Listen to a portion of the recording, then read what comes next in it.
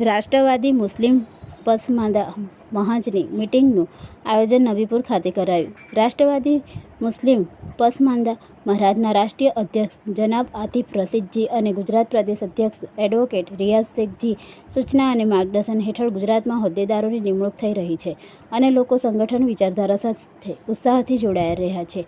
ત્યારે ભરૂચ જિલ્લા નબીપુર ખાતે મિટિંગનું આયોજન કરવામાં આવ્યું હતું, જેમાં ગુજરાત પ્રદેશ મહામંત્રી સાજિદભાઈ દિવાન અને ભરૂચ જિલ્લા પ્રમુખ ફારૂકભાઈ દિવાન આગેવાનીમાં મિટિંગનું આયોજન થયું હતું, જેમાં વાગરા તાલુકાના હોદ્દેદારો, જંબુસર અને હાંસોટ તાલુકાના હોદ્દેદારો હાજર રહ્યા હતા.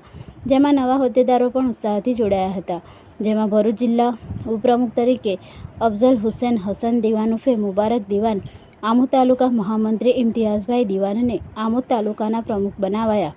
વાગરા તાલુકા મંત્રી તરીકે જાવીદ અબ્બાસ દિવાન, હાંસોટ તાલુકા કારોબારી સભ્ય તરીકે ઇમરાન દિવાનની નિમણૂક કરવામાં આવી. સાથે પ્રદેશ મહામંત્રી અને ભરૂચ જિલ્લા પ્રમુખની પ્રભારીની જાહેરાત થતાં વાગરા તાલુકા પ્રમુખ યાસીનભાઈ દિવાને સન્માનપત્રો આપી સન્માનિત કર્યા. સાથે જંબુસર તાલુકા પ્રમુખ અને જિલ્લા મહામંત્રી નજીરભાઈ, આમોદ તાલુકા પ્રમુખ ઇમ્તિયાઝભાઈ, હાંસોટ તાલુકા પ્રમુખ યુસુફભાઈ અને તમામ હોદ્દેદારોએ ફૂલહાર કરી શુભેચ્છાઓ પાઠવી હતી.